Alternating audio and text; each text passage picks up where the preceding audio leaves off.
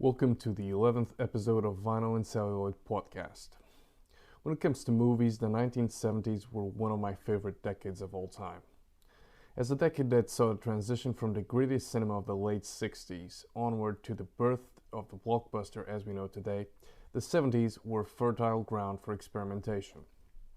Today, I'm joined by Rui Alves de Souza, a Portuguese cinephile and host of the A Beira do Abismo podcast. Together we will discuss our top 10 picks for the most underrated gems of the 1970s. Stay tuned.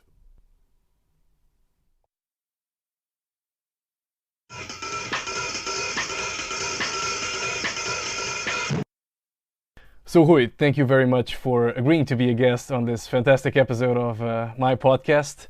Rui, you're the host of the podcast A Beira do Abismo. You have fantastic span of guests from all over the place, all over the world.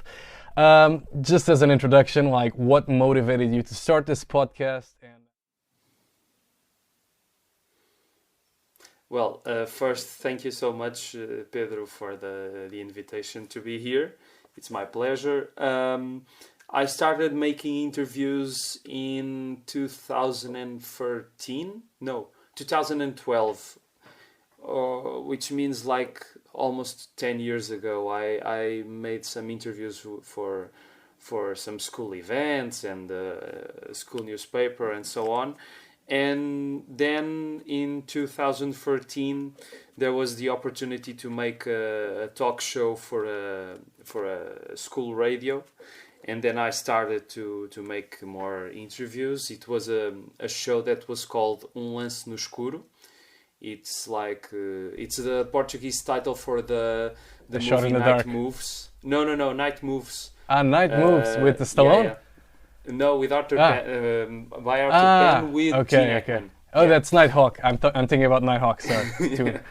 And then I started the show when I was in school, and then I proceeded it during my years in the university. I made 60 shows, and when I finished it, I wanted to make another one, but I finished that one because it was in a university radio back then, and I wanted to make something more indie. I mean, I could go with this little recorder that I have and go meet someone else in other side, and to have more freedom of movement, of moving. Freedom of movement. Yeah, sorry. And so I started in 2017 the A Beira do Abismo, like you said, which is the Portuguese name for both novel and movie, The Big Sleep. And it's like on the edge of the abyss in English. Yes, I don't know if it sounds good enough or not, but I don't know. It's great. It's Portuguese. Great. And do you feel that that's always your personal feeling when you're reaching out to new guests? You're every time facing the abyss, or not really? I mean. I have to say that the choice for the title was just random, and it was a title that I loved so much that I wanted to use it in this podcast. But now 3 years later, it has now some metaphorical symbolisms that I never thought of, and one of them is that I mean, in the majority of the interviews, I don't know the person before the meeting. And it's stressing because you don't know if it's going to end well or not. And you can say that. It's like being on the edge of the abyss in real life. Fair enough. Yeah, I mean, ditto. I mean, I guess my guests, I usually tend to talk to them before, so I'm not exposed to that risk. So, but that's really amazing. I try to talk with them before, but even if you talk with someone like half an hour before the interview, or it's not like the same thing when you know a person for a while. For sure. And that's a feeling that you can sense when you're hearing the interviews, that there's some more familiarity between the people or not. And that's it. Great. And about the guests, I mean, we talked a bit before prior to recording this episode that you are usually go on a hunt every time is a new adventure to go into a certain file and just dig in the contacts. I mean, just an overview of like how do you pick, like, yes, this is the person or this man or this woman, they have something to that I would like to discuss with, or what's usually your angle? It has to be two things. One, if I like the person or not. I think that's, or is there something in this person that fascinates me in a certain way, and if the person is friendly. That is really important, because I try not to have some shy or bad mood guests, because it's like a pain in the ass for everybody, for me, for he or she, and for the people that are listening. But it's like that, yeah. And one day I thought, well, why not try to reach foreign people that are not passing through Portugal, or because I had two foreign English-speaking guests, Jonathan Rosenbaum and the actor Greg Sestero, when they came here in Portugal. And then I decided, let's go and see what can I find in the big World Wide Web. Yeah. And yeah, that's it. I mean, it's like I said to you before, 90% of the people don't answer, 8%, 10% answer, 8% of those 10% say that they're not interested. And one, yeah, it's like 1% the 1% of the total hits yield a positive outcome. That's that's at least that's 1%. It's a great measure, I would say. That's the elite. Great stuff, man. Great stuff. So from our interactions in the past, I mean, I got the impression that we're pretty much in sync when it comes to our fascination with the 1970s as a decade that produced great films. I mean, we discussed, we have everybody, I think, is aware of the giants like Rocky and The Godfather 1 and 2, Chinatown. And in a decade that produced so many great films, it's usually easy to limit yourself or to just go after the big names, and there are really great gems that remain unseen by wide audiences.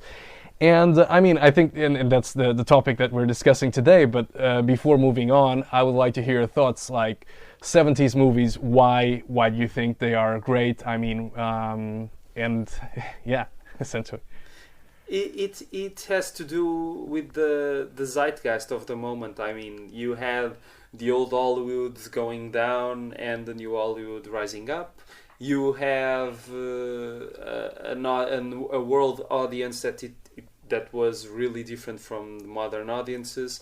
People that were I don't think that this word is the best for describe it, but were open to see another things, and you would see that in America many people would see foreign movies, and even the national movies wouldn't be just the current sci-fi extravaganza or something like that, and that's why I think that the 70s are so great, because they were full of experimentation, but not just like, oh, I'm going to make an experimental movie. Not in that way. It was like the directors weren't afraid, and the producers weren't afraid, and the studios weren't afraid to risk.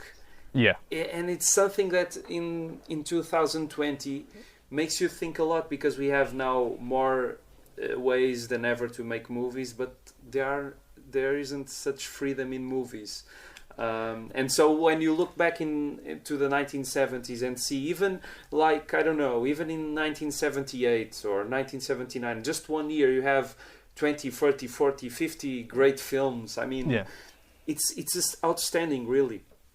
I completely agree, and I mean, I'm with you there. I think that pretty much the 1970s, I think now we're going through a similar stage, but the 1970s was the last time where you have really cynical people, I mean the mainstream audiences, were quite cynical and a bit fed up with the same old, like you so eloquently put. I do believe that right now we're seeing that again. Unfortunately, there's not, like you say, the appetite for risk when it comes to backing up different productions, right? And you would expect, with so many different channels and different platforms like Netflix and even smaller independent studios. I mean, you have A24, but other than that, the environment and it's the access to content and content production is, it's pretty much a democracy as opposed to a dictatorship, as it were in the past, controlled by the few, like the giants. And still, you don't have that appetite. And I think on the supply side, when it comes to producers and storytellers, the energy is there and the mindset is there.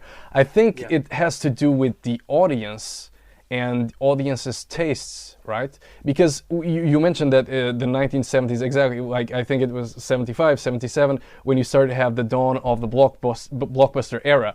Right now, it's pretty much, that's it. That's the gold standard when it comes to movie making.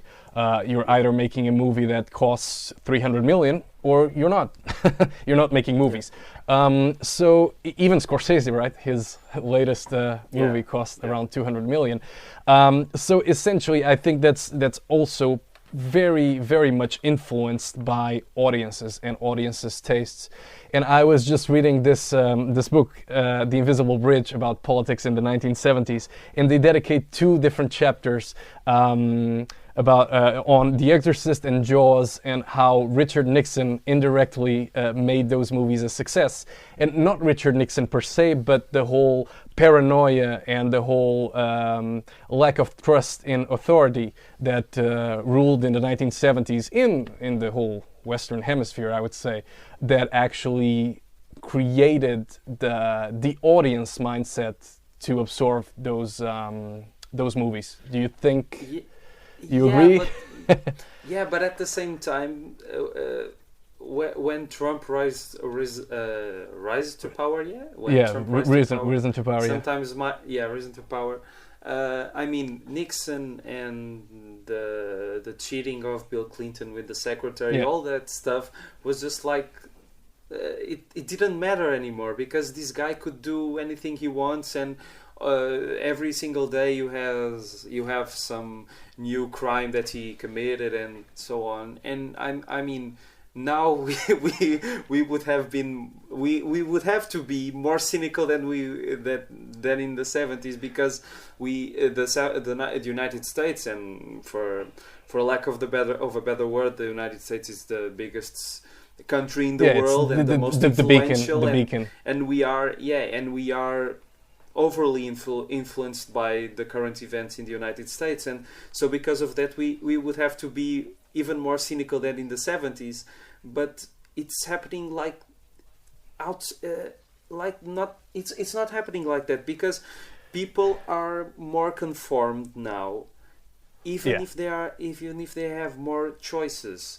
And you see, because how could you see that the old Hollywood was falling down? Not because they weren't making great movies, because they are very good movies in the last days of the classic Hollywood era, but because people decided, I don't know, we don't want to see that anymore. Yeah, but I think it was Coppola that said in the documentary of The Godfather then that Sound of Music was a big hit, and then the studios made Star, another movie with Julie Andrews and in the same aspect of the Sound of Music phenomenon, and it was a flop. Yeah. I mean, from one day to the other, people changed their tastes, and the studios have to change everything because of that. And nowadays you don't have the question of the box office, and you have just conglomerates of streaming that if you have they say now, I don't believe it's going to last forever, but they say now, oh, Charlie Kaufman, you can do your movies here, oh, Martin Scorsese, you can do your movies here, and we don't care for who is watching the movies. But for the future, I don't think that is a good measure of knowing that these movies matter, because those directors were going to die someday, and what's going to be next? We don't have directors with such a big impact that could face the streaming phenomenon and be something else. I think the box office numbers were very important to notice that, and we are losing that because people are just giving up the theater experience, and with the coronavirus even more. And well, I don't know, it's just like some random thoughts of mine in this question. No. Yeah, I mean, I completely agree, and I'm very vocal about my official position being anti-Netflix. I think what Friedkin described Star Wars did to good cinema, I think that's what Netflix is doing to movies nowadays. Essentially appealing to the common denominator. I mean, I'll probably lose listeners because of this, I don't really care.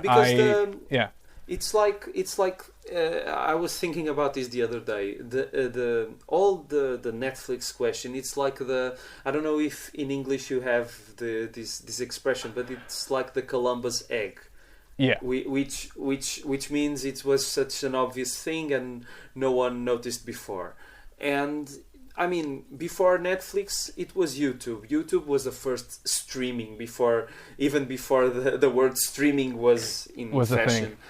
Yeah, and then someone said, why not create? Tats and Andrew said, let's create a paid YouTube to our stuff, and the whole idea of YouTube and streaming is great for many things. I mean, yes.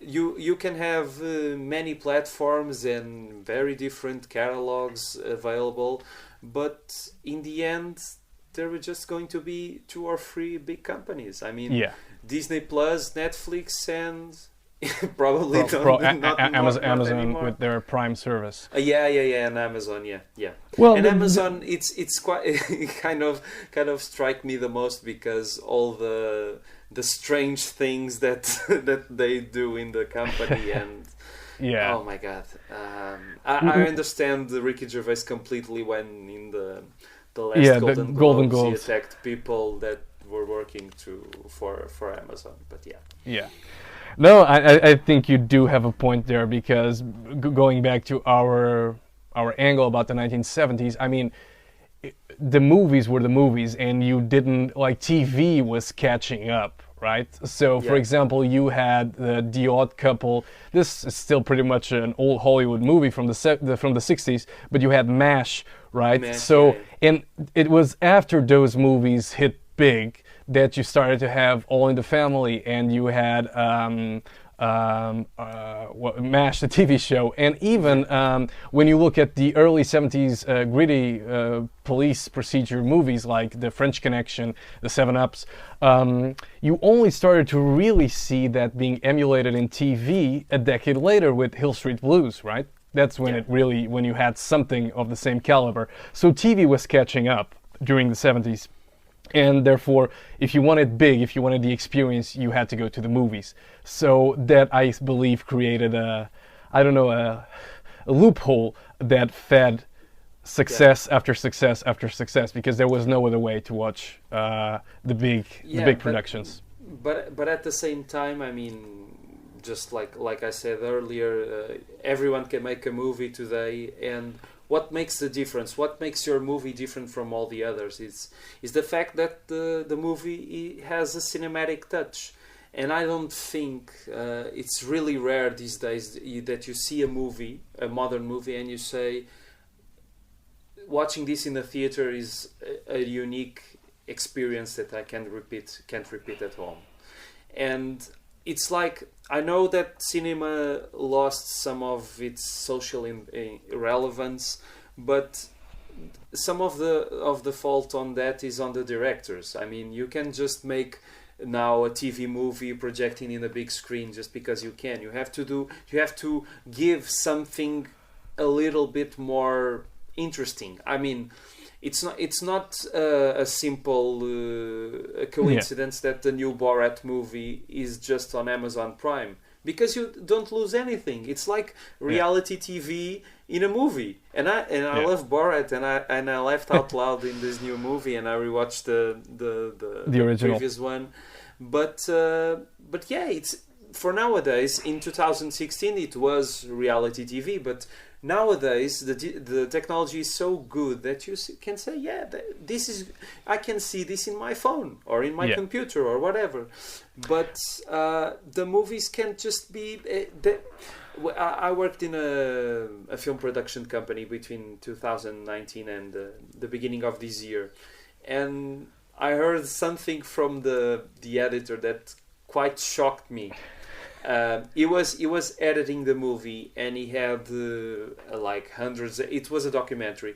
He had hundreds of hours of shooting in the widescreen aspect ratio, 185 or 177, the television aspect ratio. Yeah.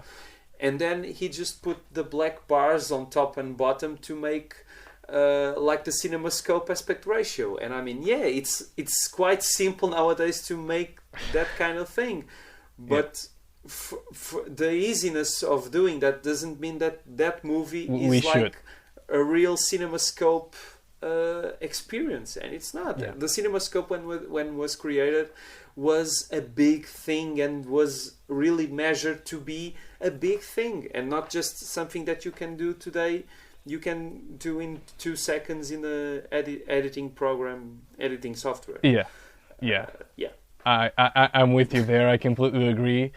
And before we risk alienating the listeners, let's go with our. I'm with you there, and we can talk about it for hours. We're on the same page. Okay. I think there are many people that are going to agree with us, because we are living an interesting moment where everything is available. But I don't know if from now on that availability will be the same, because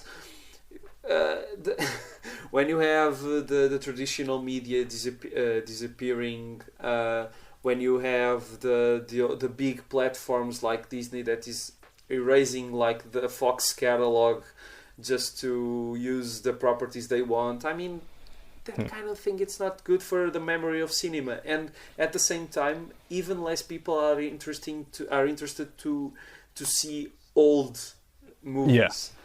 And it's kind of intriguing what's going to happen from now on. Absolutely. I mean, I'm with you there. So I think let's do our bit to keep cinema alive and dive into our top 20 actually, because each of us will contribute with 10 suggestions or 10 forgotten gems of the 1970s that we highly recommend to friends, family, and people who like movies. Hui, I'm gonna let you take the lead and start with the first suggestion in your list. Okay, from my top 10, I will choose I will say my first pick would be A Special Day. I think it's a wonderful, wonderful movie. It's an Italian movie, Una giornata particolare, with the giants of Italian cinema, Marcello Mastroianni and Sofia Loren. It's a drama that was shot in like a Sepian cinematography that works really, really well. It occurs in the fascist regime of Italy, and it is really a simple movie about two people that are trapped in situations that they can't avoid. Sophia is a housewife. Yeah, sorry. Sometimes I block up my English. A housewife that is stuck in a marriage that she is the fascist housewife. She just is just at home and doesn't do anything else than give the food to the husband and the children. And Marcello Mastroianni is a homosexual that I think he was persecuted because of that by the regime. And they meet, and the movie is quite simple but really, really beautiful. I think Ettore Scola is an underrated director that many times people don't give the appreciation The credit, he deserves. Ugly, Dirty and Bad is great, but this one and another movie of his from the 70s that I loved, which is We All Love Each Other So Much. Oh, I love that one. Amati. That movie is one of the great comedy dramas about friendship I ever seen. Yes, I'm with you there. Vittorio Gassman is also mentioned on my list, and Ettore Scola as well. This year, our friend in common, Miguel Pich, introduced me to or recommended Il Sorpasso, so that essentially kick-started my whole journey into Italian cinema. And we all love each other so much was one that was simply wow. Very different from Il Sorpasso, but very effective and not in short thanks to Vittorio Gassman's performance. Sorry, he's simply amazing, simply amazing. So on my take, I'll actually start my list also with an Italian movie. So Investigation of a Citizen Above Suspicion. I won't translate it into Italian because my Italian is not as good as yours. But this Elio Petri movie is simply fantastic. Oltre sospetto, I don't know. Okay, we'll dub it later, like they did in the old movies. But this one with, I think Elio Petri, he's a communist, period, and I think it shows in every single movie he made, especially in the Working Class Goes to Paradise, right? Or Lulu the Two. I haven't seen that I haven't seen that. Okay. But for the investigation, you can sense that, yeah. Yeah, absolutely. And I think it's really a great satire about law and society. And again, I think the whole surreal atmosphere, it predates American Psycho by 30 years, right? Because it's all about this police officer or police chief who wants to be caught for a murder he committed. And he's trying to play the institution he lives in to actually get caught. And it's surprisingly difficult. And I think, again, having started, like I said, with the movies made during the Dolce Vita period of the 1960s to actually move into the years of lead that were the 1970s in Italy, I think this one is a great start. And I mean, I would recommend this movie along the same lines as *And Justice for All* with Al Pacino and the Parallax View in terms of the whole institutionalized paranoia, if you will. Yeah. Yeah, and that movie reminds another Italian movie. The Italian cinema of the 70s has a lot of gems, and it's not the same story, but it's kind of the opposite because it's about a judge that wants to convict a corrupt politician, and he tries it in each way he can. It's called In the Name of the Italian People. It's from Dino Risi and has Vittorio Gassman. That movie is like really overlooked, and it's a great comedy with a twist that's really great. For my can I say my second? Sure. Yeah. Go ahead. Okay. My second pick is 10 Rillington Place, a movie from Richard Fleischer, another underrated director with such great movies. This one for me is the best he made from all the ones I have seen until now. And it's about, how can I say this in a short way? It's about a man that likes to kill people, and has a couple that's going to live in his house. He's going to rent the room upstairs, and it's so frightening and at the same time so calm and peaceful in a certain way, because Richard Attenborough gives such a brilliant performance as that little psychopath. The movie is really great and has to be more seen by people, because it's not the common psycho film. Yes. I mean, Fleischer made another movie in the subject, which was The Boston Strangler, which is great also, but it's full of movement and has some really funny inventions with the screen. He has the cinemascope, and you see like 7 or 8 different perspectives in the same scene from all the characters, and it works really well. It's like, I don't know if you can say that, but I think that it was kind of an inspiration for Brian De Palma in a certain way. And so yeah, Fleischer is great. Yeah. Is that movie along the same lines as one that we both watched recently, separately, that is, Don't Look Now? No. Can it be compared? It's, no, okay. It doesn't have nothing of poetic or lyric or mysterious in that kind of way. Okay. But it's so down to earth, and so, but at the same time so frightening. It's really a one of a kind movie. Fair enough. Sounds like one definitely on my list. I made a note here. The second one on my list is actually still in line, pretty much in line with Investigation, right? The one I just mentioned. It's The Hospital by Arthur Hiller from 1971. Again, first of all, I'm a fan of Pavel Chayefsky. I think he is my favorite screenwriter of all time. He has like 3 Oscars for in the best original, well, 2 for best original, 1 for best adapted screenplay, but actually he adapted a story he wrote, so technically it's original as well. So I mean, the guy's amazing in terms of exploiting personal drama. Obviously my number 1 pick would be Network, right? And this is a movie that can be compared to Network. The Hospital just exploits again the concept of the bureaucratic hell that George C. Scott's Dr. Bock goes through, right? He's already somebody who's quite wounded and somebody with a personal struggle that's quite, well, he doesn't try to hide it. But again, the institution is part of the whole American healthcare system. It's just like it compounds his personal struggles.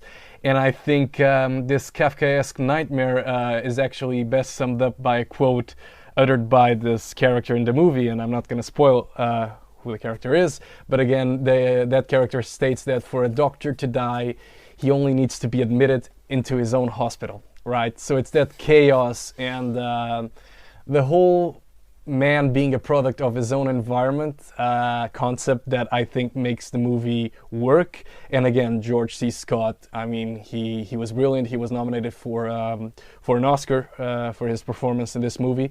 Lost to Gene Hackman, same year, French Connection. But again, it's a great one. I don't know if you had a chance to see it, The Hospital. No. That one is going to my watch list. It's somewhat similar to Network, although I would say that Dr. Bock is somewhat more. It's a tamer version of Howard Beale, right? Peter Finch's Howard Beale. I would say, yeah, definitely. Like, he hides it better. Let's put it like that. Equally mad, but they hide it better. I have to see it. It's one of those movies I want to see for a long time, and I'm going to see it soon. You'll get to it.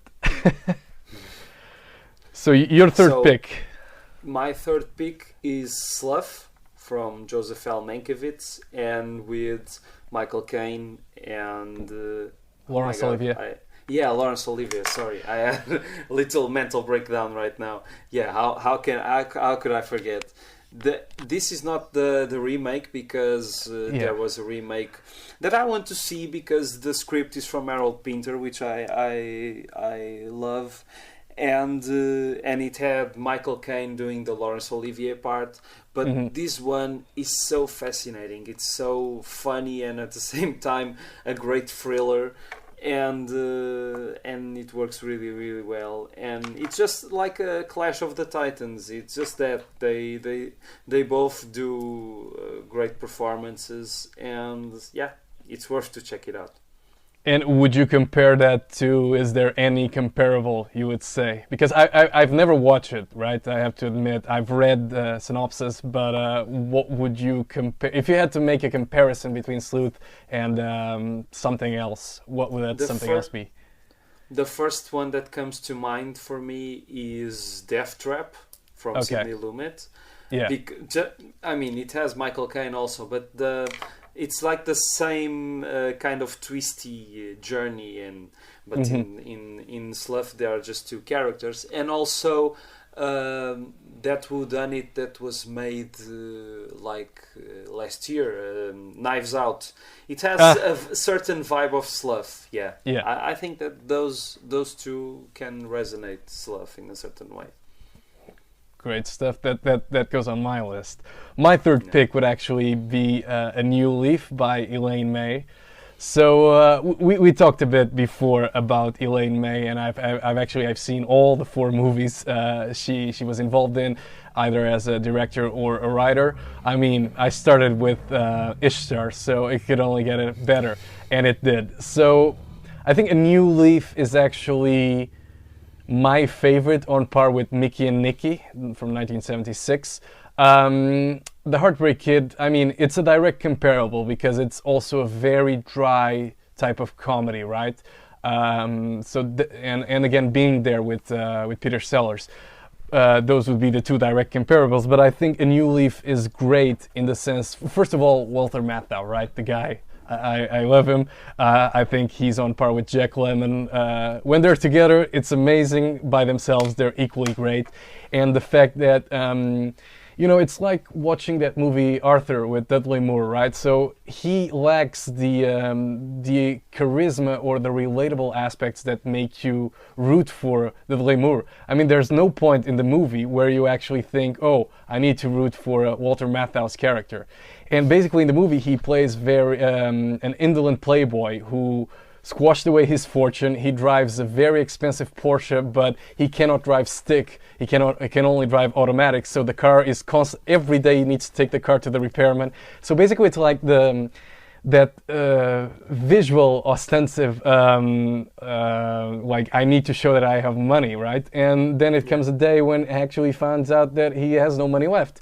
And in order to maintain his lifestyle, he gets in on a bet with his uncle, who bets him that he won't be able to get married, and if he does, he'll give them the money he wants. And so it's his pursuit of a relationship, and in this case played by the ladies, played by Elaine May, and he tries to marry her. But I mean, really, I think the movie was supposed to be 1 hour longer, and it's supposed to be, I guess with that additional hour, I've read what the contents were, it would make it even less of a comedy, and more in line with Mickey and Nicky, because it's really supposed to make you feel, oh, there are only shitty characters in this movie. Nobody, you can't really root for anyone.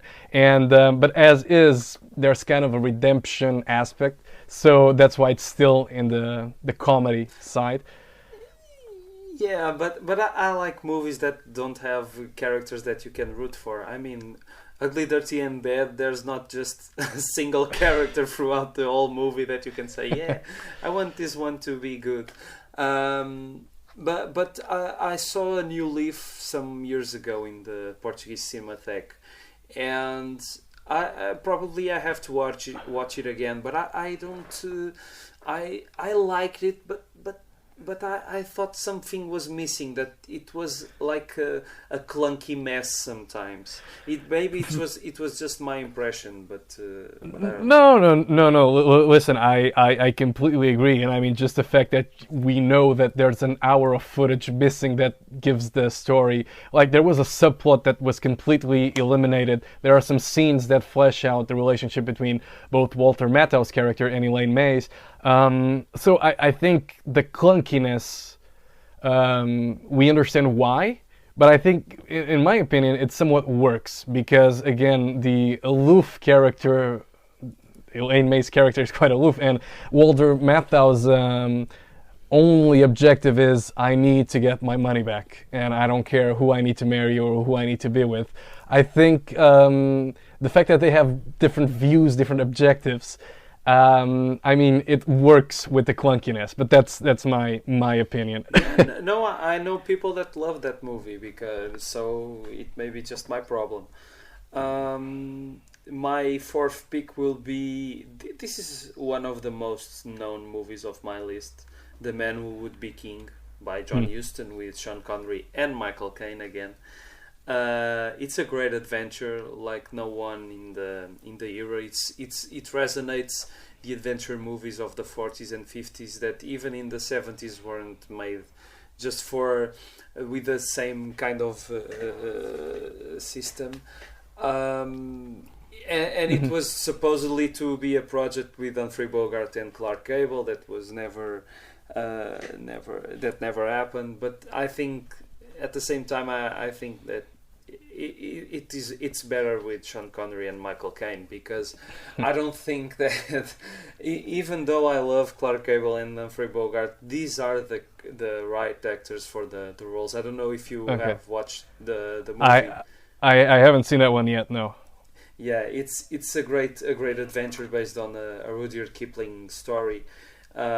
Maybe some aspects of the story are dated for our current days because it's an 18th century story or 19th century story, and even in the 70s, John Huston didn't want to change anything of the story. It's a period piece, so you can say, yeah, both characters are full of bad habits and opinions of many things, but that makes the charm of them, and all their journey and the beautiful ending makes it all worthwhile. Definitely goes on my list, and I mean it's a perfect segue to my fourth pick, also starring Sean Connery, Zardos by John Boorman. It's beautiful. No, I almost had you concerned. I can see that you were concerned. This wasn't part of the script. No. I mean, I know he passed away recently, and but Zardos is still far from the titles that are on my top 100 movies I need to watch. Zardos is still not there, although I have my fair share of John Boorman, The Exorcist 2 for starters, and Deliverance, and Excalibur. Is The Exorcist 2 a bad movie or a great movie? Because Scorsese loves it. I think it's a great bad movie.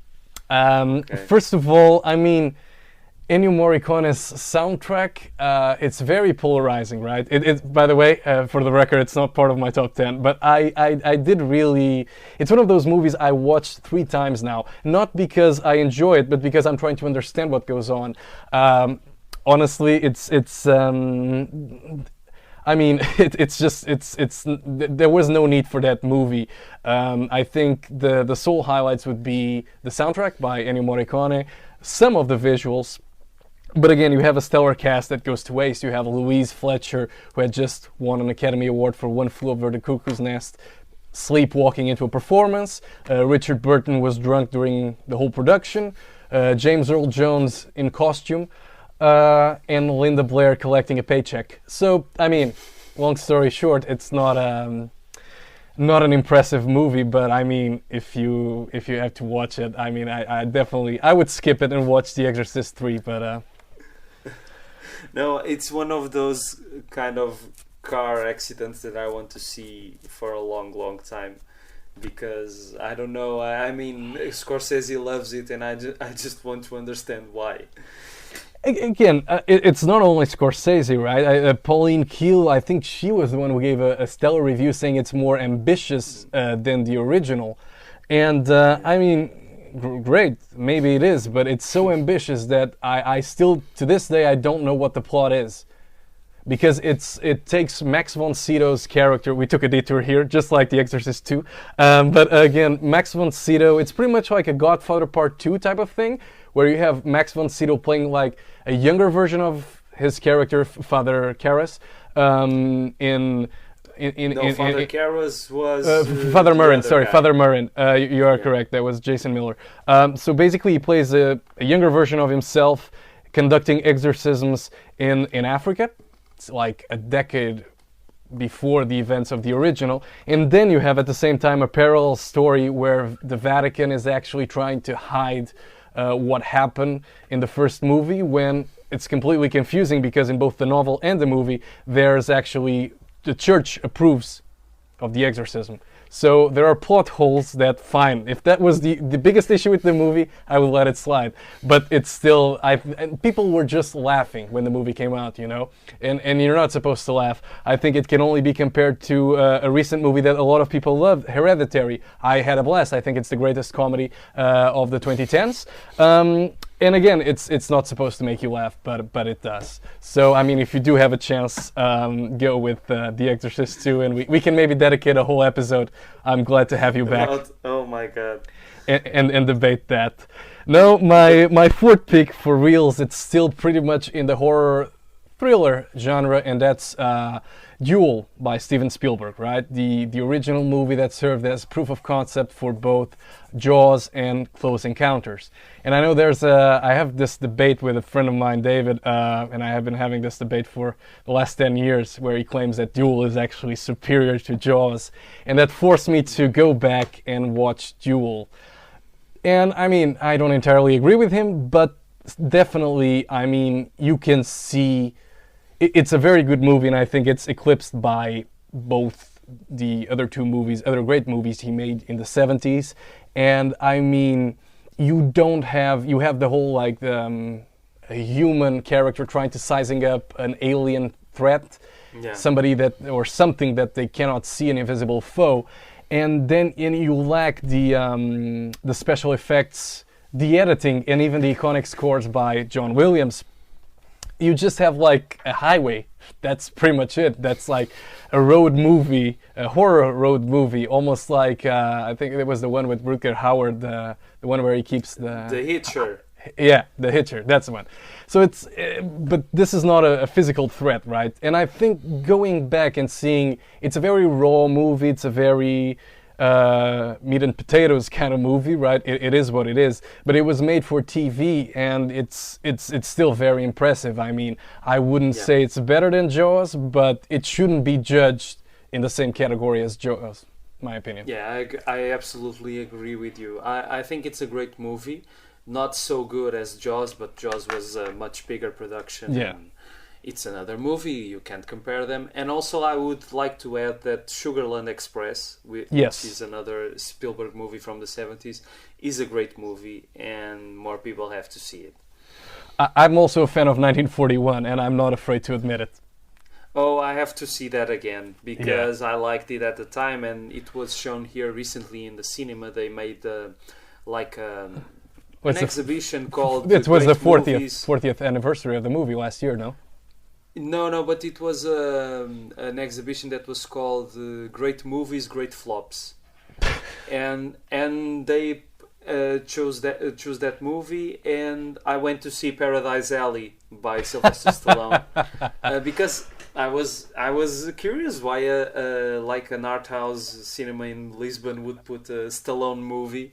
But it was very well received by the French critics. They loved it. And it's not a great movie, but it has some really great stuff in that. I don't know if you have seen it, but I have seen Paradise Alley. I would say that even Stallone, like during the 70s, you exclude Rocky 1 and 2, I did like Paradise Alley. I mean, I wouldn't compare him as the second coming of Marlon Brando, like Roger Ebert said. I think that was very premature. But again, between 76 and 82, 83, I mean, really, you can't really attack Sylvester Stallone, like and we're talking about Rambo 1, Rocky 3, right? That's where it starts. That's where it stops. But again, I think Fist, for example, the one where he plays a fiction version of Jimmy Hoffa with the unions and whatnot. Again, it's pure Oscar bait, directed by Norman Jewison, and with like names that were recently nominated for Oscars, like Melinda Dillon in Close Encounters, right? Okay, let's bring her in. Rod Steiger, let's bring him in. So names that were like associated to Oscar nominations or wins, and it's a clear Oscar bait, but it's still very good, and I think it's on par with Paradise Alley. And there's another Stallone movie that I love, which is from the 90s. I think it's from the 90s. Copland? Which is no Oscar. Oh, the comedy, yeah. I recall seeing it. I was really surprised by it. I wasn't expecting that it works so good. I mean, it's like dynamite. It's like one of those screwball comedies of the 40s, and Yes. he's really good in the movie. Yeah, you have to see it. It's from No, John Landis. yeah, I've seen it, and I was about to say, like, John Landis. Obviously, the 90s weren't kind to John Landis. No. Beverly Hills Cop 3. But anyways, Beverly Hills Cop, yeah, 3. But again, the guy, I think John Landis as a director, I really enjoy his movies, especially what he did during the 70s and 80s. And, well, but still, I mean, I watched Oscar. I think it was already too little too late when it came to salvaging Stallone's career, and Schwarzenegger had already ventured into comedies, right, with mediocre success. Twins, and Junior was still a few years, still a few years away. But again, I mean, I did enjoy the both Paradise Alley and Fist, and I think there are some good movies. Not Cobra, but Tango and Cash, for example. I think it's quite nice. Sorry? What Cobra is fun. What did you mention now? Tango and Cash with Kurt Russell. Oh yeah. That's like that's fun. Yeah, It's a fun one. But what struck me the most in Paradise Alley is that you can sense that. I mean, the difference that makes a movie from another, it's like the director's nerve. I mean, I don't know if in English you can say that, but when you see a movie, you see cinema, you see ideas. And in Paradise Alley, there's a certain moments of cinema that I thought, well, why Stallone didn't make more movies like this? Because he had a good sense as a director, and yeah. That's it. No. I completely agree, and I mean, I have to say all of that is visible, especially in the 1982 box office sensation, "Staying Alive," the sequel to Saturday Night Fever. I think it's that moment when Travolta hits Stallone, and it's like cameo, so meta. I mean, we are laughing now, by the way, but. It's no, I'm joking, okay. But I'm with you there. I think as a director, I'm not talking about that, of course. No. I know. But alive. Still, his early work as a director showed promise. I just think that, as we saw with Heaven's Gate and even Reds to a certain extent, there was no longer, like when Stallone, like 78, right, all around that period when he proved himself as a director. Those kind of movies were no longer popular, right? Heaven's Gate failed because it tried to go into the land of socialism, or even criticizing the revisionist Western, which didn't fare well with Reagan's America. Basically, that's why it failed, and a lot of people were just, we don't want to see this. And I think those greedy movies, such as Paradise Alley, would not been successful in the 1980s. And also that there was, talking about Heaven's Gate, the movie was condemned from the first day on by the critics. Yes. The critics made such a fuss about the movie that they killed any chance of the movie to be a hit, even in Reagan's America. I like those kind of analysis, political and social analysis, but sometimes it's like a junction of random facts. And people, I mean, one of the movie, I can talk right now about the fifth movie of my list because it has to do with this, Sorcerer. Yes. Because it was released in the same week as Star Wars. Yes. And you can think about, I mean, I like Star Wars. I think the movies, the original movies are a blast. I saw the Force Awakens in a theater just to listen to the compositions of John Williams, because I never saw it in the theater.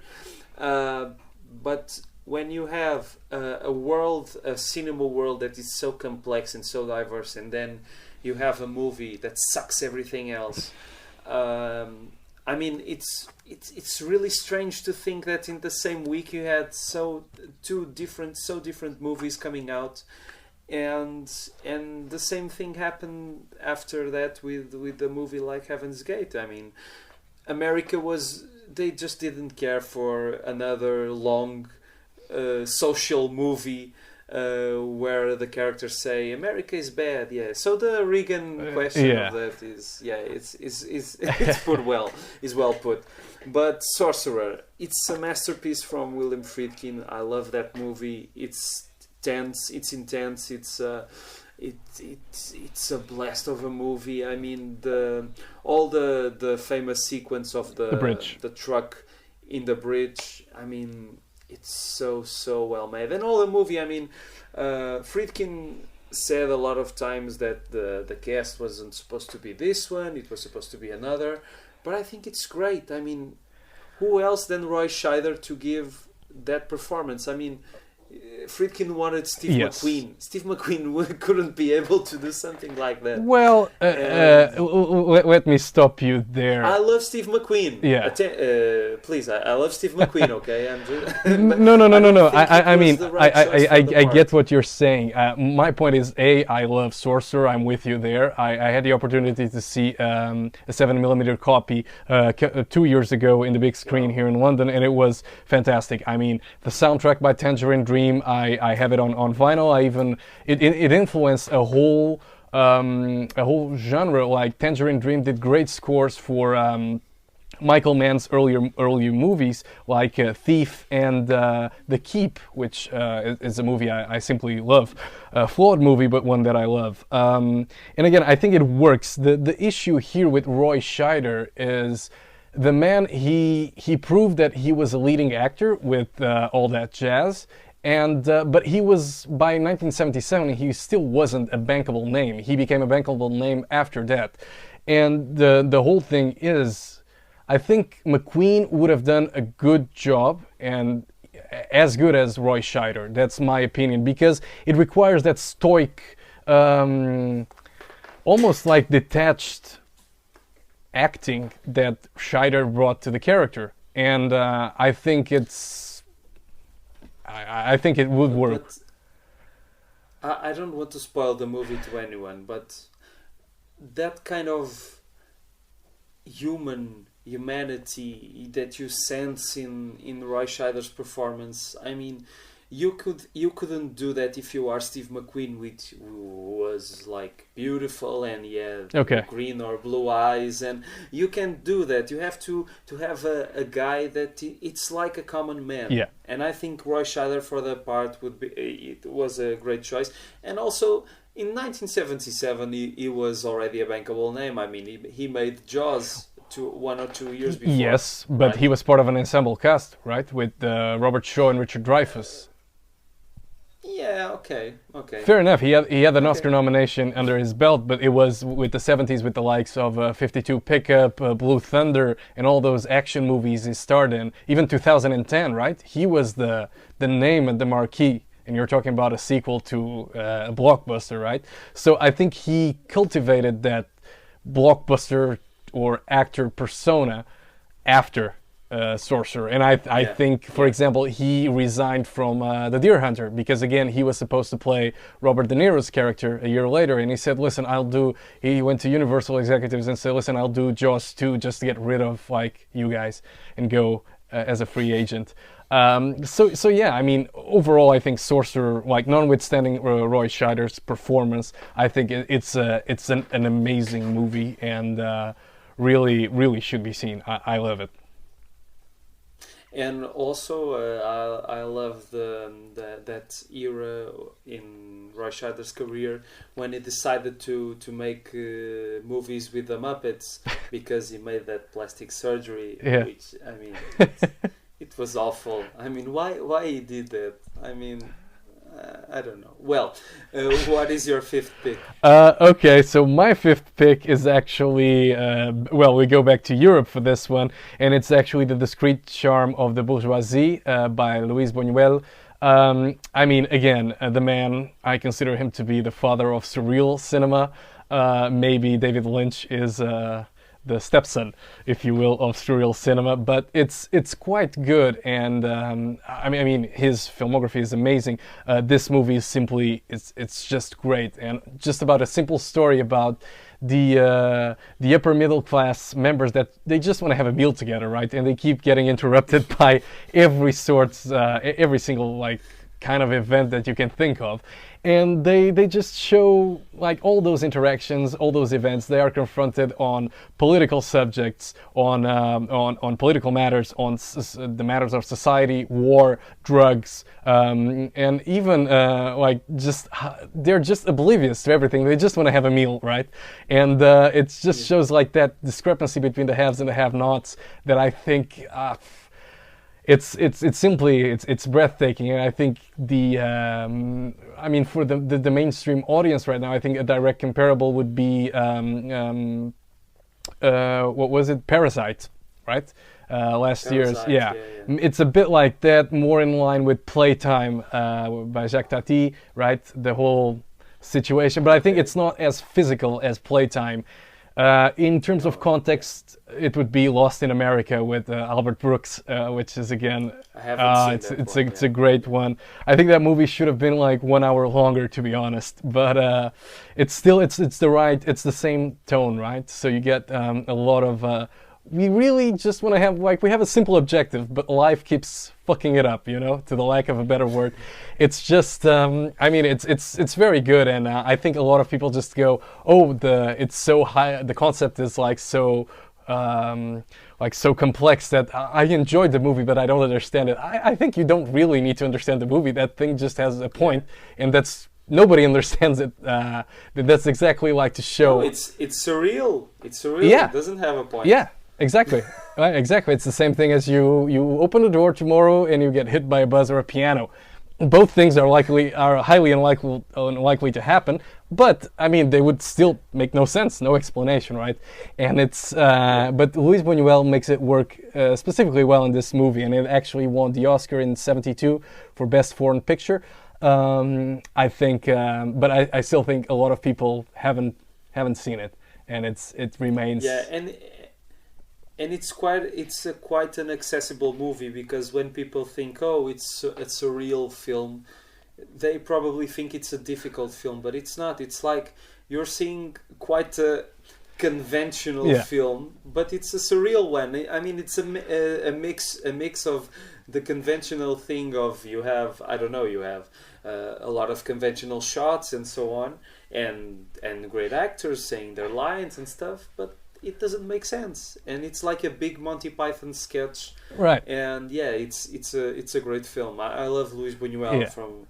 I mean, not all his films are great, but I love Belle de Jour. I think that movie is outstanding, and I saw The Exterminating Angel recently here in art house cinema during the pandemic, and I think that when his films have a lot of dialogue and over dialogue, the idea you can say, I mean, I love The Exterminating Angel, but I think that people were talking too much, and some of his Mexican movies suffer from that problem. And then he was like a cat with 9 lives, because he was in Spain, then in Mexico, then he went to France when he made his last movies. And in his last movies, I mean, he was just an old man with such a vitality and energy. I mean, Belle de Jour and the Discrete Charm of the Bourgeoisie are from that period, and also Diary of a Chambermaid, which I think it's a great movie also. He's a master. It's a great choice. That one is on my list. Sixth choice. Let's go, Hui. Okay, sixth choice. Let's go to France right now, and I will say The Red Circle, Le Cercle Rouge, from Jean-Pierre Melville. Melville is one of my favorite directors. I mean, I don't quite like the Nouvelle Vague every day of my life. I mean, some days I like, some days I don't. But because before the Nouvelle Vague, there was quite a great universe of French movies, from comedies, from crime films, from everything. And Jean-Pierre Melville went from the pre-Nouvelle Vague era to the beginning of the 70s, and this movie is a heist movie, so well made. It's like a Swiss watch. It's just so you have like the heist is like it's a big sequence. I mean, it's like 20 or 30 minutes long, and you don't have one sound. And it's just so good. I mean, I don't know if you've seen it. It's on my list. Actually, it's I do own it, but I haven't seen it yet. And when I saw your top 10, I was like, yeah, it needs to go back on top because it's a great movie. It's one of my. And I have to say that I saw it for the first time at home. Yeah. And I loved it, but when I saw it again in the Cinematheque a couple of years ago, I absolutely loved it even more. And it needs to be seen in a big screen because the whole movie works much better in that because all the sequence without sound. I mean, you are at home and you can get distracted. And in the theater, no. So it's my sixth choice. Fair enough. I mean, my sixth choice is actually equally visually astounding, and it's Welt am Draht, World on a Wire by Rainer Fassbinder. I'm cheating here because it was released in Germany as a TV series, but elsewhere it was released as a movie. And I mean, I got the DVD I think a couple of years ago, and it's simply amazing. I mean, it's actually compared to The Matrix, but basically it's an adaptation of an American novel, Simulacron, and it's actually about this big simulation. Like it raises the question, and something that you read now and again in the internet about: are we living in a simulation? And it's actually about this Fred Stiller, who is confronted with he's put in charge of an investigation about the murder of this scientist who was working on the simulacron. And actually, as he goes into the investigation, he starts to question if he's actually is everything that he perceives to be real a simulation, right?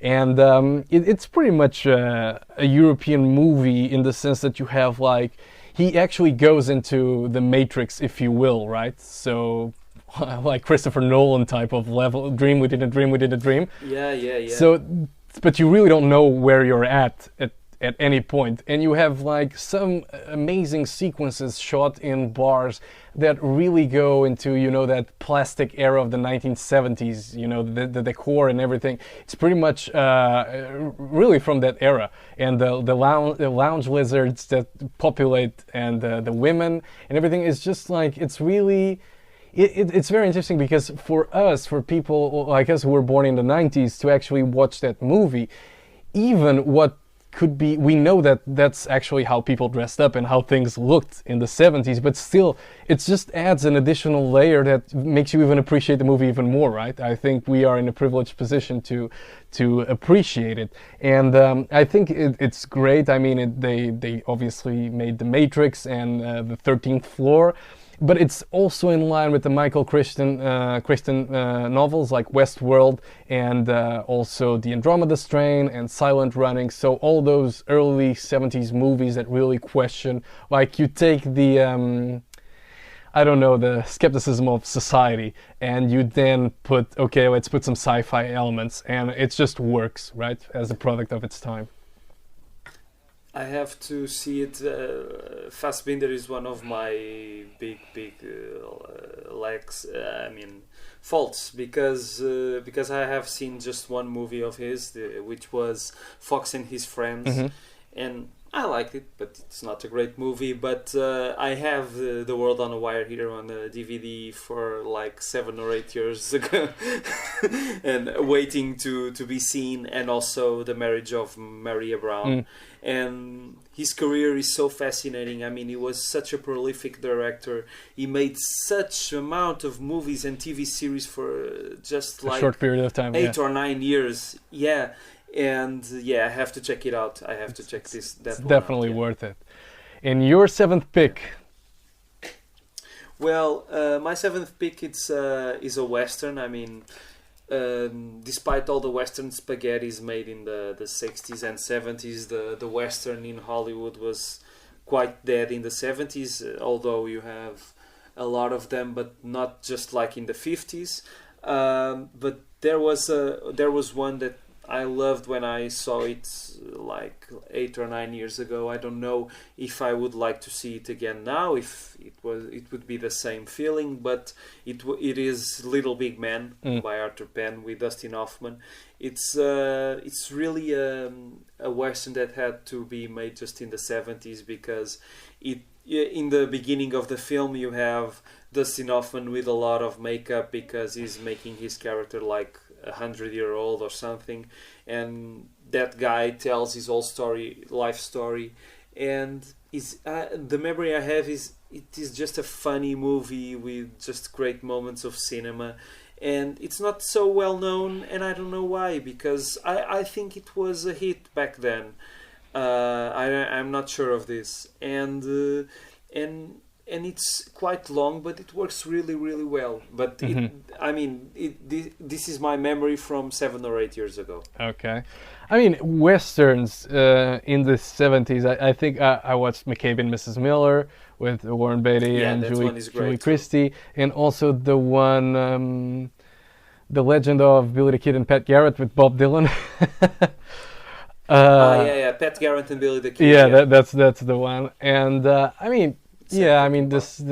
westerns in the 70s, I don't know, they lack the same appeal. I mean, you had the Wild Bunch in 1969, which is still pretty much a new Hollywood kind of movie. But then after that, I think it was a western and something else, right? Sort of the weird western approach, which is a western and sci-fi, western and whatever. So you didn't have the kind of well, you did, but they weren't actually popular, the John Wayne kind of westerns from the 50s, like you said. Yeah. Interesting one. I mean, still with the western theme, I go to the OG of 1960s westerns, like Japanese cinema, right, that influenced the Magnificent Seven and whatnot. And this is actually a 5-part movie, Battles Without Honor and Humanity, directed by Kinji Fukasaku between 1973 and 74. And I mean, it is just really great, because it's not just the Godfather meets the Yakuza, right? It's more of it actually takes a lot of time to establish the values of friendship, honor, and everything that have not only defined the Yakuza, but also the Japanese society for centuries. And you see it all coming together in the post-World War II scenario, right? Where you actually just have people, everybody was like, there was a reset, right? Everybody starts, in theory, from the same position. And you have the rise and the creation of the modern-day Yakuza. And I mean, it's unfair to compare it to The Godfather, because it's far more violent and bloody and rich in gore, and technically it's actually certainly Tarantino he must have been influenced by those movies. But again, even if you put that aside, I tend to compare it more with Once Upon a Time in America, Sergio Leone's last movie, and I believe his best. And then the Godfather trilogy, right? So I think it has more in common with Leone's movie than Coppola's trilogy. You've seen it? Any of the? No. It's on my list also. I love Japanese films, and I love the Yakuza, all the Yakuza codes and history. But I haven't seen them. But I want so bad to see. Yeah, I mean, you even have that fellow that showed up in like at least 5 Yakuza movies a year during the 60s, Joe Shishido, the guy with the cheekbones, right? He got surgery to enhance them, right? So he's memorable. He shows up in the last 2 movies, I think, and then they actually made a sequel called The New Battles Without Honor and Humanity, and he takes a leading role in those. But again, yeah, I mean, if you had to compare it, I would go with The Godfather, but more with Once Upon a Time in America. That's a good way to sell it. Yeah. Because I love Once Upon a Time in America is my favorite movie. I mean, at least for now. And yeah, that just wants me to see the battles without honor now more than ever. My 8th pick is we talked about Sam Peckinpah a couple of minutes ago, and my eighth pick is Bring Me the Head of Alfredo Garcia.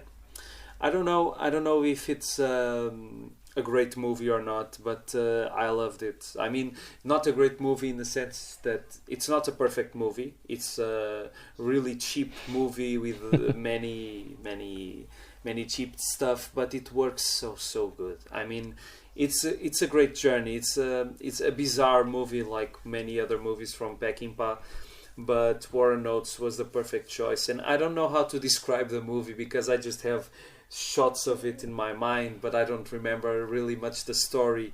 But I think it has to do with the guy that has money that it's not from his. Yeah. That kind of Western story, a modernist revisionist Western story.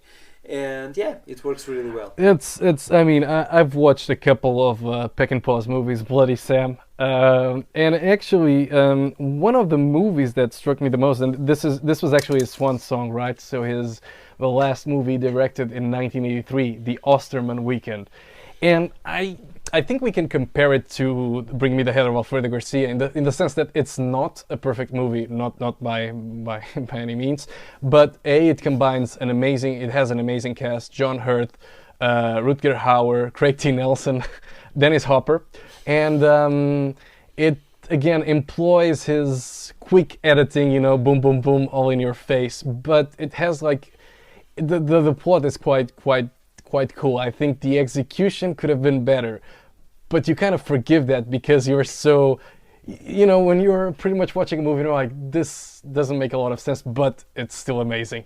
I don't know how to, maybe it's like how I feel about James Cameron movies, like it's great what you're seeing, but really like, well, no, actually, not James Cameron at all, but I don't know, I think The Osterman Weekend works in that way, and I think it's the way you're describing Bring Me the Head of Alfredo Garcia.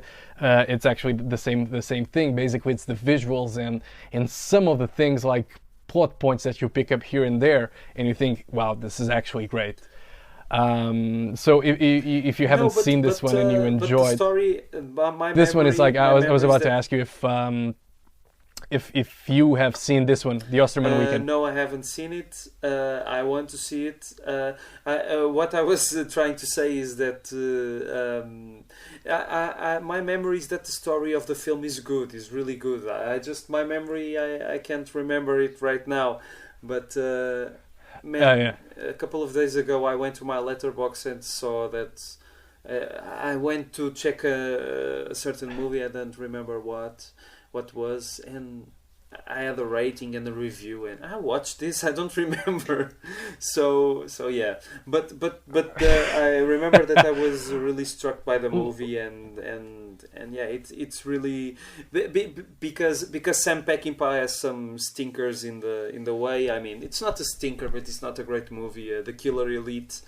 Wait! I did enjoy The Killer Elite. I mean, it's not a great movie, but. I enjoy. I was exaggerating. I said it's not a stinker movie. Okay, it's just not so good. But it's like an irregular guy. But when he punches in the right way, it's perfect. Yeah, it's perfect. And actually, your mention of The Killer Elite, it is a perfect segue to my eighth pick, The Gambler, 1974, Karel Hayes, starring James Caan. And I mean, James Caan is a great actor. I think he's underrated. I think The Gambler, 1974 was a very tricky year to be nominated. You had Al Pacino in The Godfather 2. You had Jack Nicholson in Chinatown, and Art Carney ended up winning, which God knows why. But anyways, so it was very difficult. The competition was quite stiff in terms of performances. James Caan was still nominated for a Golden Globe for his performance in The Gambler, and I think it's really a great movie. And actually, I just mentioned, or I thought that actually during The Gambler is where not only is his best performance, but the apex of the stoic persona, again, that he cultivated during the 1970s, not only with The Godfather, but Rollerball, and even, yes, the Killer Elite, right? And I think the Gambler the movie was written by, the screenplay is by James Toback, who wrote and directed Fingers with Harvey Keitel, Yeah. another great movie. The French I haven't seen it, but I saw the French remake. Uh-huh. I think the English title is The Beat That My Heart Skipped. That movie is amazing. I'll have to. Thanks for the recommendation. I'll need to watch that one. It doesn't star James Caan though. No, I'm joking. But the man is like, I think the fact that he plays an English literature teacher with a gambling addiction, it's really pretty much again a product of its era, right? It embodies a bit of the delusion or even the lack of optimism felt by the average American, right, after Vietnam and Watergate. And at the same time, you have the American bravado, like the mindset. And there's a quote in the movie that he goes, "If all my bets were safe, there just wouldn't be any juice," right? He lives for the bets and the risk and investing or gambling in this case. And he kicks James Woods' ass in the movie, which is again an iconic scene, so definitely one to watch. And I think this one would be on par with Robert Altman's California Split, also from 1974. Mickey and Nicky, again, just because of the whole atmosphere and all those shots where it's just dialogue in a cafe or something like that. And also from 1976 or 75, The Killing of a Chinese Bookie. So these would be the movies I compare The Gambler with. I haven't seen The Gambler. I haven't seen The Killing of a Chinese Bookie, and I haven't seen California Split, unfortunately. But I saw Mickey and Nicky, which I love, and I want to see for a long time. I want to see the Gambler because it's like an adaptation of the Dostoevsky novel, right? In a certain way, yeah, or not? Yeah. Yes, it is, and I mean with Carol Rice. Yeah. Sorry. No. With an American, I would say it's an adaptation, but really with the American 1970s setting, right? And it's just, I think, you see James Caan as Sonny Corleone, or even in other movies like, what was it, The Bridge Too Far, or Dick Tracy, or I don't know, some other lesser known movies, but James Caan, like there was really a lot of potential, and it's just a shame that I mean, we still have a lot of his movies in the 70s which are great, but and I haven't seen them all, but I think there's a lot of potential there, and he was one of those stars, pretty much, like William Devane in The Marathon Man, right? He was quite there, Rolling Thunder as well. But he never quite made it. And I think James Caan, regardless of his Oscar nomination in 72, I think, he missed on something. And we missed on something as well. And William Devane is a great mention. I saw The Marathon Man during the quarantine. I rewatched and it was a movie that when I saw it for the first time, I liked it, but it didn't say to me nothing at all. Yeah. And now I love that movie. I mean, it's so good. And Carol Rice, the director of The Gambler, he made a great British movie, which is Saturday Night and Sunday Morning. That it's worth to check it out. Yeah. That's also been on my list. I believe it was nominated for a couple of Oscars too. I recall seeing on several lists. And we're getting close to the end with Rui's ninth pick. So my ninth pick, it's a Swedish movie. It's Autumn Sonata by Ingmar Bergman with Liv Ullmann and Ingrid Bergman.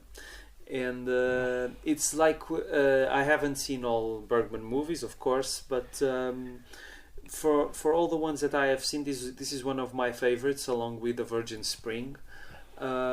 This is one of the most simple films that Bergman ever did. I mean, it's just a showdown between a mother and her daughter, in their. So it takes place in their home, and it's like a big and dramatic conversation between mother and daughter that's really beautiful and almost a philosophical tearjerker. And it's a beautiful movie. I have to say, like, in terms of Swedish cinema, I haven't as somebody who loves movies, I have not seen my fair share or as many as I should. Safe to say that yeah, I've only so seen. do I. I saw like I mean I saw many Bergman movies, but the Swedish cinema is not just Bergman. Yeah. And I'm also really I don't know anything about Swedish cinema besides Bergman. Well, I did enjoy that comedy First Major, the one that. Oh yeah, that one is Swedish. Yeah, I saw it. Not the remake, but the original one. And there was one from the 80s as well, which I really enjoyed. I cannot recall. I'll remember later. But yeah, no, I mean definitely an area to explore in one of the gaps in my CV. I would say that less philosophical and less remarkable than yours is my ninth pick, which is a horror movie that I know shouldn't be here, but is The Town That Dreaded Sundown by Charles B. Fierce. And again, by no means is it a great movie. It is not. In the 1970s, you had plenty of great horror movies, all of them in the psychological horror field, right? The Exorcist, Carrie, Don't Look Now, The Omen, right? But the thing about The Town That Dreaded Sundown, I mean, I could have gone with the Texas Chainsaw Massacre, but it's actually quite popular and a lot of people have seen it. Especially, it got tons of remakes and sequels, and this one also got one, but again, it's pretty much a standalone entry as opposed to a whole franchise like TCM. And again, this movie, it never really sets the tone of like a serious horror movie, and it's light on gore, and it's still fine because it's so remarkable the fact that it set the very same blueprint that came to create a whole genre, the slasher movies of the late 1970s and 1980s. So long before John Carpenter had Michael Myers wearing a Inside Out Captain Kirk mask and Jason was killing people in Camp Crystal Lake, you had what was it? I thought it's not the Shape, it was the Phantom, right? And this Phantom character, that he doesn't have the all the supernatural abilities of Jason Voorhees or Freddy Krueger or Michael Myers. He's very human actually, but there is really all the elements that have created the genre were actually the very grammar used for more than a decade that has been used in over the last 4 decades was actually written in the Town That Dreaded Sundown. And I don't know if you had a chance to see it. I know we were discussing before the Dark Star by John Carpenter. And this is pretty much an amateur work, actually, because you have Ben Johnson, right? The man won an Oscar 5 years before this movie. But still, you have like, there's like the car chases and everything. It's very cartoonish, right? And I believe that's what you were referring to when we were talking about the Dark Star before. No, I mean the Dark Star is amateurish, but at the same time, I like amateur movies. I don't have nothing against amateur movies. It's just the movie is so long. I mean, you could cut it out like half an hour, and because it's a comedy, it's like a spoof on 2001. Okay. And yeah, it makes you laugh sometimes, but in other times it's just, oh my god, when this is going to end. I haven't seen the one that you mentioned, The Town That Had Its Sundown, but I don't know why you were. Oh no, this one. Oops. A minha caneta caiu. I don't know why you were saying that this one shouldn't be here. No. I mean, I meant when because all the movies that we've been trying to mention so far, it's been at least they have the quality in some way, shape, or form. I'm not ashamed of including this movie here. In fact, I could have easily included Don't Look Now, which is great and beautiful. I think that this one, or even a giallo movie by Dario Argento, but I think this movie has been forgotten, and it's really raw. And like, if you want, let's say if there is someone that wants to write a screenplay for a slasher, even one with supernatural overtones like It Follows, right? Even if you want to do that, I think this one is a great way to start, because it's, again, a very skeleton of what a slasher or a horror movie should be. It's your meat and potatoes kind of take on a movie structure, and it's very easy to absorb. And you can really see like, wow, this influenced, I don't know, over 80 movies or more. Or without counting the straight or direct to VHS, direct to video releases, that's probably 250 more. So it's really like it's a quiet movie, but the impact, it's so big, and it's actually an understatement, like saying that this is an impactful movie. So it is. It's one that I really enjoyed, but I encourage people to watch it. I won't revisit it in the foreseeable future. So, and after this, I think I'm going to change my last pick, not for such a quality movie, and I'm going to pick here a comedy, because we didn't have many comedies here, and it is one of my favorite movies of Woody Allen. I think it's his best comedy, which is Love and Death. I don't know if you have seen it. I have to admit, I'm not a Woody Allen fan. I did enjoy Manhattan and Annie Hall, but I'm not by any means a Woody Allen fan. But you have to watch this, because this is nothing to do with what you think is Woody Allen. It's one of these early funny movies, as he calls it. Slapstick, the slapstick era. Yeah. Okay. Before the Oscar winning of Annie Hall and so on, and it's a satire on Tolstoy, and you don't have to read Tolstoy to know it, because it's a stupid movie, and it's really, really hilarious. It's a great comedy. You have to see it. I think you're going to like Woody Allen if you see this movie. Yeah, I mean, definitely, I'm up for the task. I have to say, I watched, other than Annie Hall and Manhattan, probably 5 of his movies, so in total 7. I just am not taken by the brilliance. No. I mean, Manhattan, okay. That's really, it's a great movie, and I really enjoy it. But again, I think I watched the one where he plays a robot, right, where he's frozen and wakes up. Oh, Sleeper. Yeah, Sleeper. Sleepers, yeah, Sleepers. And again, that's wow. So Woody Allen did this, right? And even Bananas, like the movie that had Woody Allen and Stallone in the same, sharing a screen. That's wow. I'll have to look it up. My final just one thing. Just one thing. It's not Sleepers. Sleepers is the name of the Barry Levinson movie with. It's Sleeper. Sleeper. Yeah, it's Sleeper. Yeah, that's it. Yeah, Sleepers is the one. It's not a comedy, not by any means. It's low on laughs. But thank you for I stand corrected. My final pick is actually a comedy, and we mentioned the directors before. Actually, they were among your first picks, and it's The New Monsters, a sequel to The Monsters.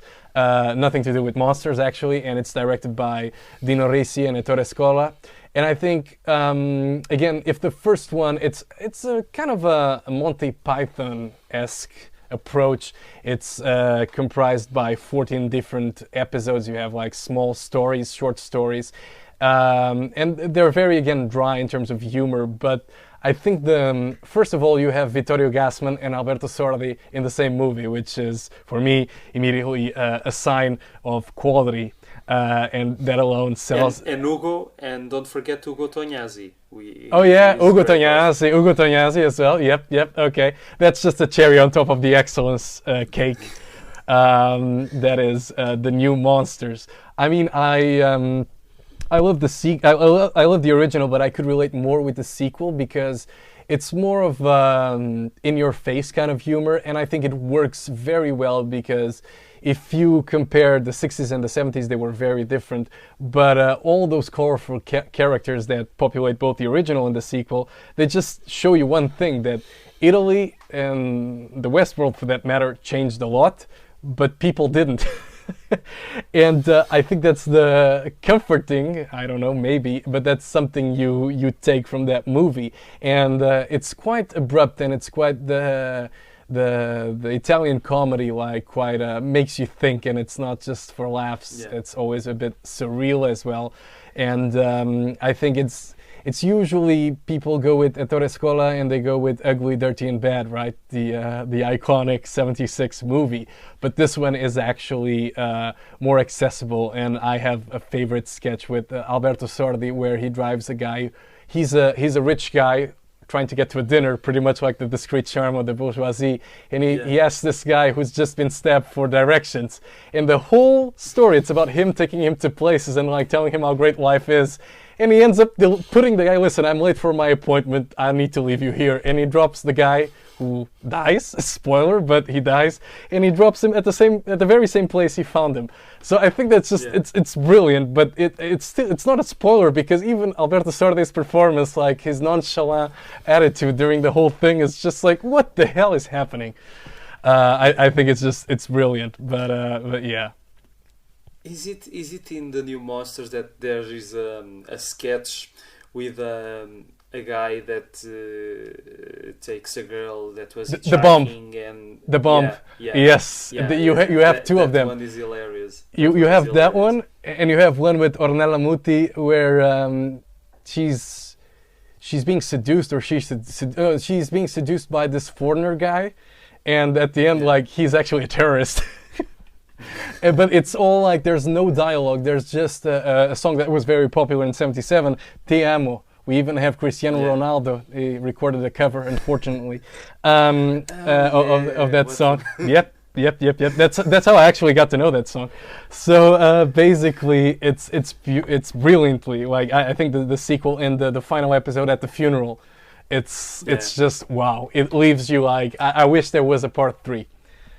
Yeah, the Italians, they made a lot of these sketch movies, and I love the Monsters and the New Monsters, and I watched 2 others that I think that have really great moments. I don't know the titles in English. One is Signore Buonanotte. I think that is in English, Ladies and Gentlemen, Good Night. I don't know if it is the right real title. It's like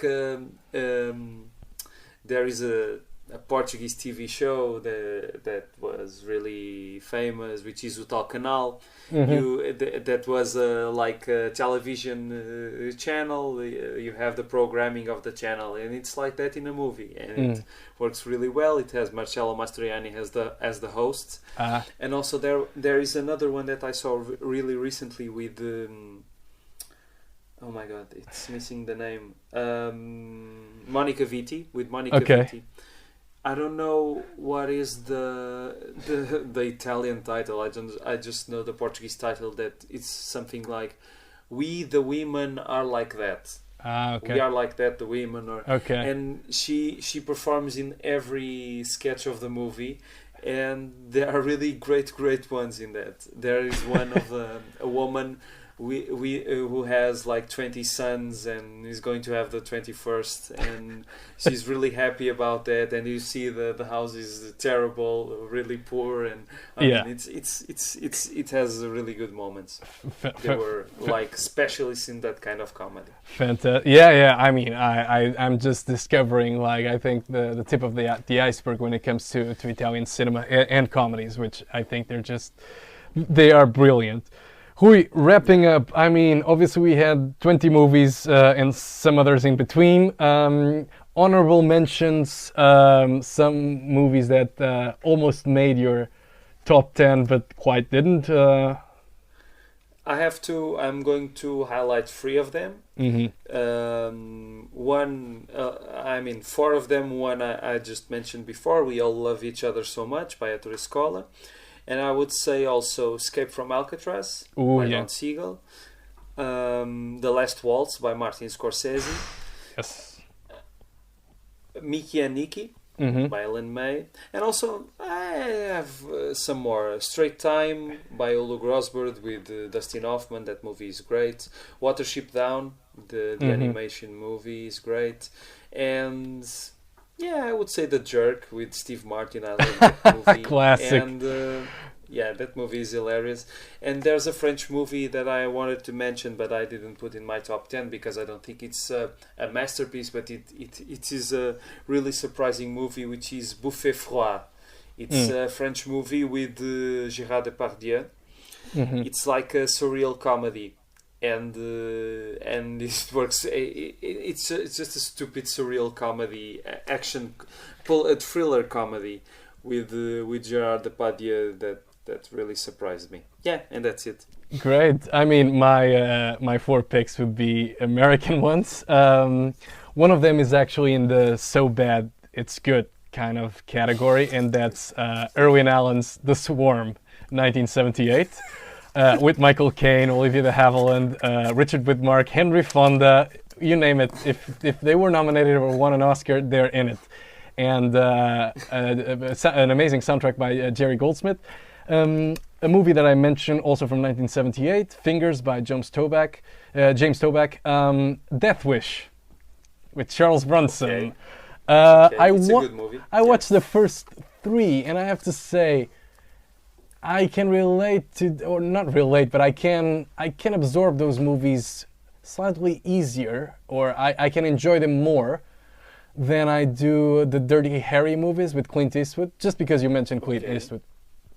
The other two ones would be High Plains Drifter, again Clint Eastwood, and Straw Dogs with Dustin Hoffman. Those two last ones are great. Yeah. There's a lot of movies to discover. We probably need to record another episode to cover even more topics if you have the time. Hui, again, just wrapping up, it was great to have you as a guest. I expect if you agree, we'll have the top 10 great movies from the 80s that time forgot, and we can include Who Framed Roger Rabbit, an in-depth analysis into the psyche of Robert Zemeckis. No, I'm just kidding. Louis, again, it was a pleasure to have you here, and I hope to have you as a guest again. Thank you for the invitation, and all the best for your podcast. Thank you.